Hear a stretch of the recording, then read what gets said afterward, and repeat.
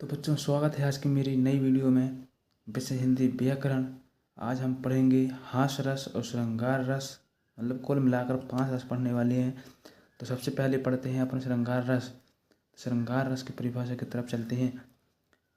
रति नामक स्थायी भाव जब विभव, अनुभव और संचारी भाव से पूर्ण हो, रस की निष्पत्ति करता हो, तो उस रस को श्रृंगार रस कहते हैं।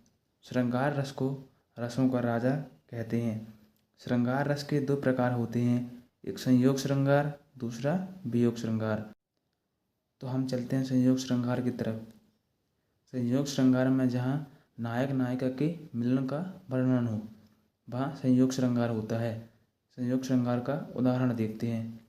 कौन हो तुम बसंत के दूत, दृश्य पतझड़ में अति कुमार, धन तिमिर में चपला की रेख, तपन में शीतल मंद यार।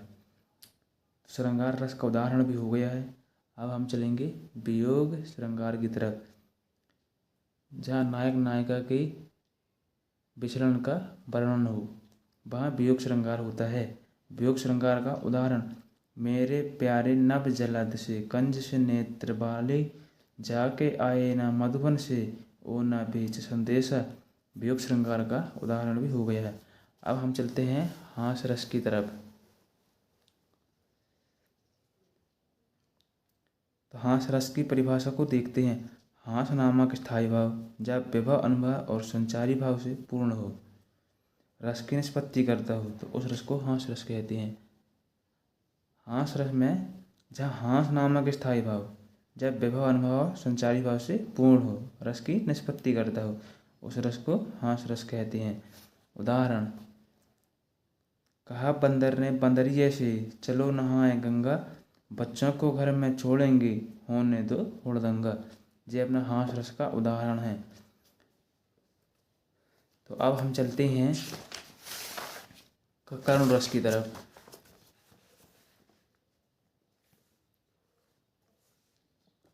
तीसरा करुण रस।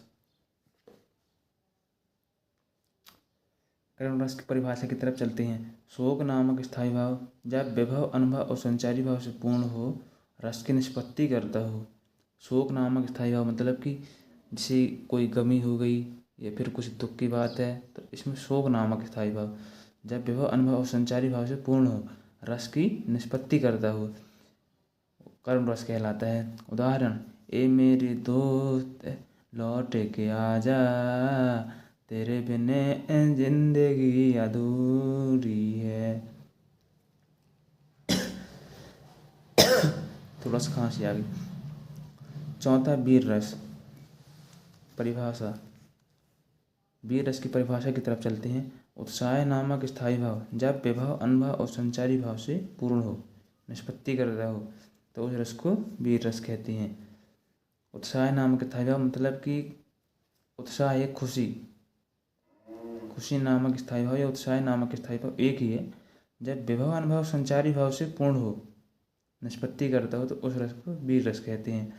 उदाहरण, बुंदेले हर बोलों के मुँह, हमने सुनी कहानी थी, खूब लड़ी मर्दानी, वह तो झांसी वाली रानी थी।